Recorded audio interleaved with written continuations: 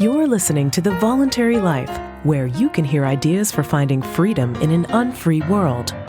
Visit thevoluntarylife.com to connect with the show and hear all past episodes. Here's your host, Jake. Hi everyone, it's Jake here. Welcome to The Voluntary Life.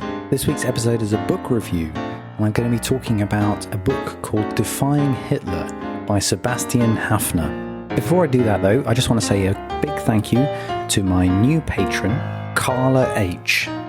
If you would like to support The Voluntary Life, you can also become a patron by signing up on Patreon. And to find out more about that, you can go directly to my Patreon page, which is at patreon.com/thevoluntarylife.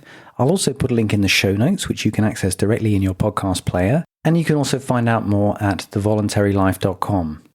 I do bonus episodes for my patrons every week, and this week's bonus episode is about meaning and purpose in life. I also just want to let you know as a bit of news that The Voluntary Life is now also available on Spotify. So I know sometimes it can be difficult finding podcast players on Android, and Spotify is another solution that may work for you, so you can now find The Voluntary Life on Spotify. So on to this week's show, and as I said, this is going to be a review of the autobiography of a German writer called Sebastian Haffner. Haffner was a refugee from Nazi Germany. He got out with his Jewish fiancée just in time before the Second World War, and he became a very prolific writer, writing about history and current affairs and various other things. And during the 1940s, he wrote his memoirs about his life in Germany between 1914 and 1933. And he wrote this book in the 1940s, but he never published it, and he also never finished it. And after his death in 2000, his son found this manuscript of his memoirs and published the book. And it's a very interesting book because it's a personal account of life in Germany during the rise of National Socialism. And it's a really well-written book and very interesting because it's kind of unvarnished. It wasn't published during Haffner's lifetime, and it's very personal, and it's about a really interesting period of history. And so for those reasons alone, I think it's an interesting book to read. But I also found it really interesting because I think there's a lot to be learned from these times where totalitarianism rises in history. Well, I think we can learn a lot from understanding how in totalitarian societies, you see how politics invades and destroys civil society.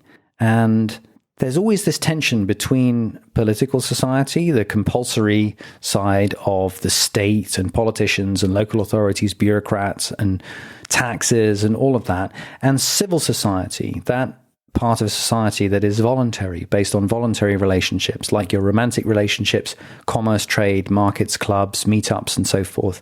And in totalitarian societies, the state invades everything.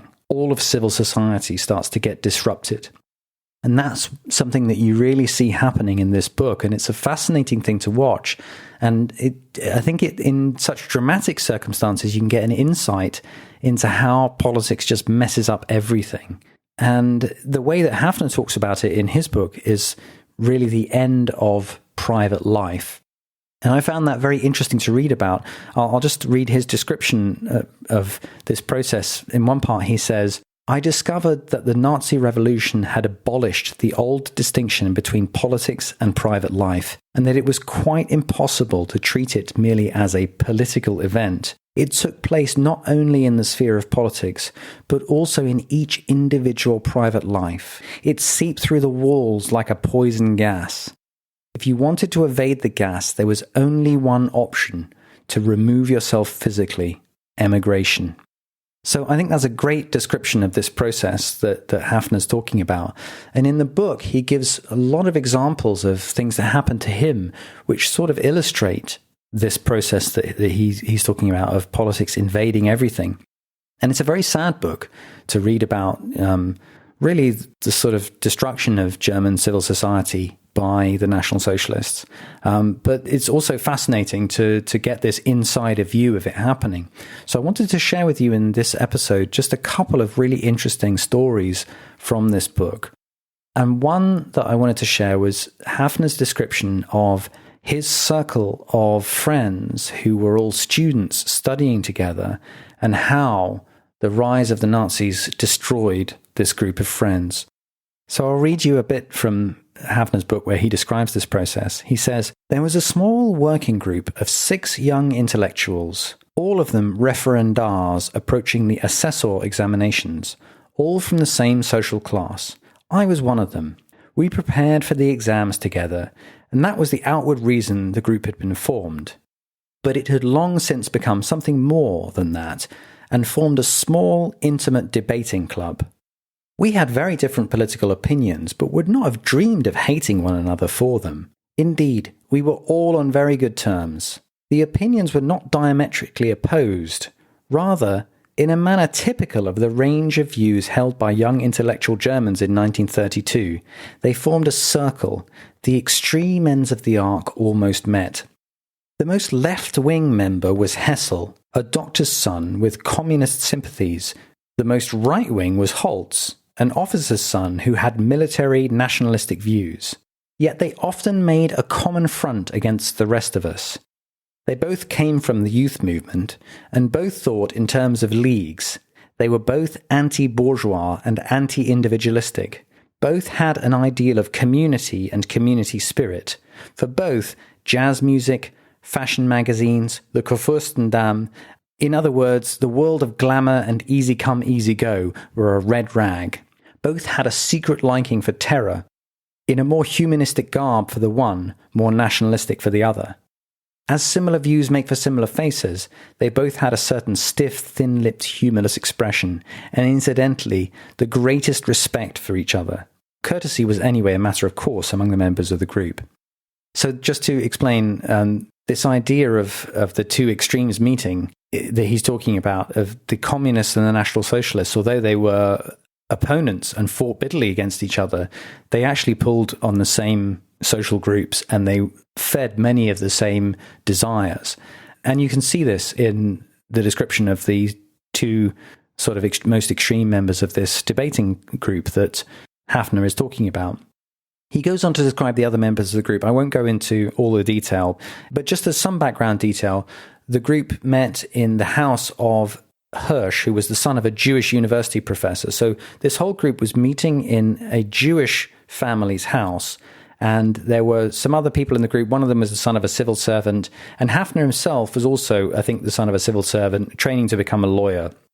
And Haffner goes on to describe the atmosphere. He says, "It was a nice group of hopeful young men. If you had seen them in 1932 sitting around a table, smoking and eagerly debating with one another, you could hardly have thought that its members would, within a year, figuratively speaking, be standing on opposing barricades, ready to shoot one another. To cut a long story short, today, Hirsch, Hessel and I are emigrants. Brock and Holtz are higher Nazi officials, and von Hagen is a lawyer in Berlin. He is a member of the Association of National Socialist Lawyers and one of the National Socialist Drivers' Reserve, and possibly, with regret, but it is necessary, of the party itself. You can see that he is still faithful to his role of mediator." So Sebastian Haffner explains this group totally split up and became completely divided on opposite sides, and he describes the process of the breakup of the group. It happened slowly, with the group becoming more and more politicized and the Nazi members of the group becoming more overtly political. And especially the kind of breaking point was after an event that was called Köpenick Blood Week, which happened in 1933. And that's when the Nazis had just taken power. They arrested about 500 people in Berlin and tortured them and murdered 25 of them. And the students meet up after this event has happened. And there's a very interesting description about a confrontation that Sebastian Haffner had with Holtz, who was one of the group who became Nazis, and he was the most extreme right-wing nationalist of the group. And I thought the confrontation itself was really interesting, so I'll read you an excerpt from how it happened. So they just found out about this event of the Nazis murdering all these people, and the group meets up, and this is how Sebastian Haffner describes it. At this point, Holtz intervened. "I consider the whole thing a regrettable revolutionary excess," he said. And between you and me, I expect the responsible officer to be disciplined. But I also think that it should not be overlooked that it was a social democrat who shot first. It is understandable, and in a certain sense even justified, that under these circumstances the SA takes very energetic countermeasures. It was curious. I could just about stand Brock, but Holtz had become a red rag to me. I could not help myself. I felt compelled to insult him. It is most interesting for me to hear your new theory of justification, I said. If I'm not mistaken, you did once study law. He gave me a steely look and elaborately picked up the gauntlet. Yes, I have studied law, he said slowly, and I remember that I heard something about state self-defense there. Perhaps you missed that lecture. State self-defense, I said. Interesting. You consider that the state is under attack because a few hundred Social Democrat citizens put on nightshirts and go to bed. Of course not, he said. You keep forgetting that it was a Social Democrat who shot 2 SA men, who had broken into his home, who had entered his abode in the course of their official duty. And that allows the state the justification of self-defense against any other citizens, against me and you? Not against me, he said, but perhaps against you. He was now looking at me with really steely eyes, and I had a funny feeling in the back of my knees. You, he said, are always niggling and willfully ignoring the monumental developments in the resurgence of the German people that are taking place today. I can hear the very word resurgence to this day. You grasp at every little excess and split legal hairs to criticize and find fault. You seem to be unaware, I fear, that today people of your ilk represent a latent danger to the state, and that the state has the right and the duty to react accordingly, at the very least when one of you goes so far as to dare to offer open resistance. Those were his words, spoken soberly and slowly, spoken in the style of a commentary on the civil code, and all the while he looked at me with those steely eyes. If we're dealing in threats, I said, then why not openly? Do you intend to denounce me to the Gestapo? About here, von Hagen and Hirsch began to titter, attempting to turn it all into a joke. This time, however, Holtz put a spanner in the works, quietly and deliberately, and it was only now that I realized with a certain unexpected satisfaction how deeply angered he was. I admit that for some time I have been wondering whether that is not my duty. Oh, I said. I needed a few moments to taste all the different flavors on my tongue.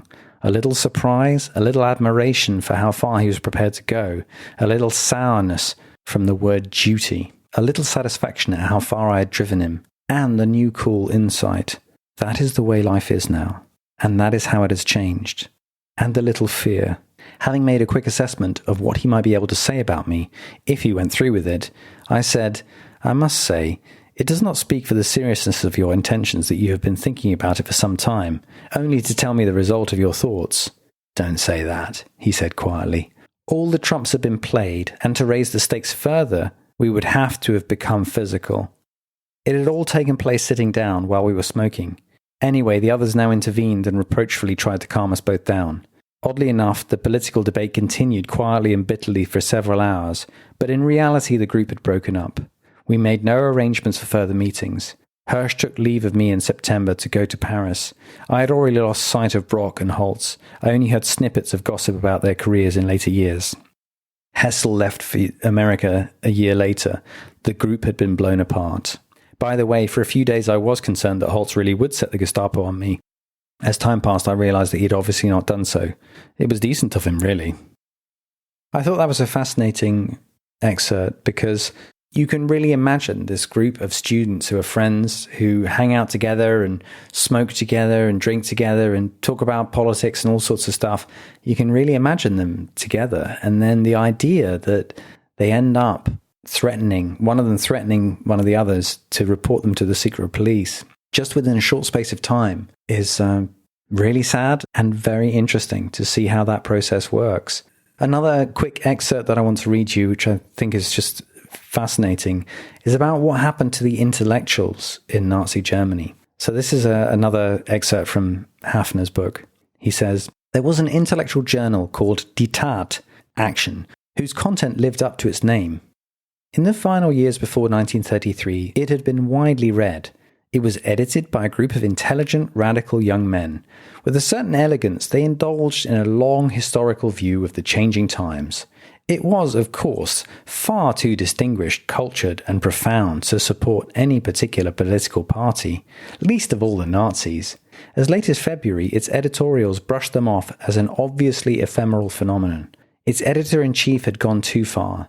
He lost his job and only just managed to save his neck. Today, he's allowed to write light novels. The rest of the editorial staff remained in post, but as a matter of course, became Nazis without the least detriment to their elegant style and historical perspective. They had always been Nazis, naturally, indeed better, more genuinely and more profoundly so than the Nazis themselves. It was wonderful to behold. The paper had the same typography, the same name, but without batting an eyelid, it had become a thoroughgoing, smart Nazi organ. Was it a sudden conversion, or just cynicism? Or had Messrs. Fried, Eschmann, Wersing, etc. always been Nazis at heart? Probably they did not know themselves. Anyway, I soon abandoned the question. I was nauseated and wearied, and contented myself with taking leave of one more newspaper.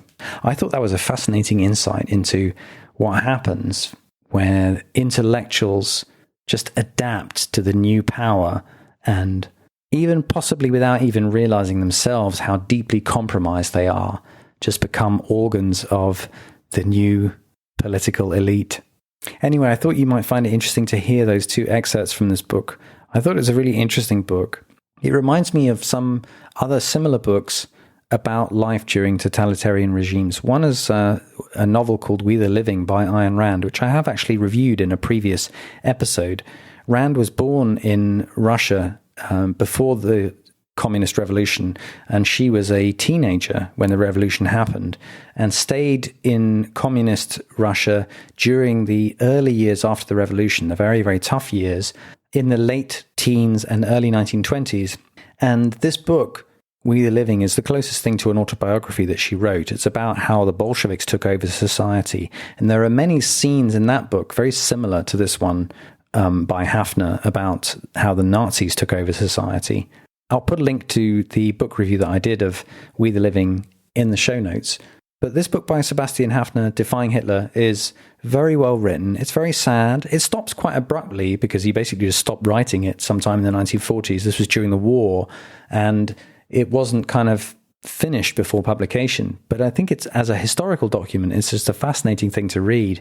And as I said, I think it's also interesting in giving you an insight into how politics destroys everything. And a very extreme example like that can give us an insight that is more universally applicable, but for the more sort of subtle ways in which politics destroys civil society in our own times. Another thing that I really conclude from reading Haffner's book that I think is important is when things get really bad, as Haffner says, your only chance to survive is to emigrate. And I think it's important to consider that should society collapse and go into some kind of terrible meltdown in the way that it did in Nazi Germany or Soviet Russia, emigration is really the way that you have to save yourselves and your family. I once read a book by Barton Biggs called Wealth, War and Wisdom, and it was quite an interesting survey of what happened to people who had savings, people with wealth in each country of Europe during the Second World War, and how did people try and preserve their wealth, and what happened during the process of the destruction of the Second World War. And basically, a lot of wealth was totally destroyed in the Second World War. And this book kind of provides a survey of what happened in each country. And it had a very odd conclusion, because Barton Biggs ended up saying something about how it's a good idea to buy farmland, because in a period of war, farmland is a good thing to have, and you can kind of get out of the cities and go and live on a farm and stuff. And I remember thinking that's an incredibly weird thing to conclude from the Second World War, that you should have bought a farm and gone and live on a farm, because that wouldn't have been much help if you were in somewhere like Nazi Germany, especially, for example, if you were Jewish. So I think the real lesson that I draw from reading about people who write about what life was like in Nazi Germany is, if things get really bad, you have to be willing to emigrate and just get out, because that's the only way to really survive a totalitarian society is to get out. Anyway, I hope you found that interesting. The book is called Defying Hitler by Sebastian Haffner. That's all for this week's episode. I'll be back next week with another episode. In the meantime, I hope you have a great week. Thank you for listening to The Voluntary Life. If you like this podcast, please show your support by becoming a patron of The Voluntary Life on Patreon. Your support will help to grow and improve the show, and you'll get access to a treasure trove of rewards, including bonus episodes. Visit thevoluntarylife.com to learn more.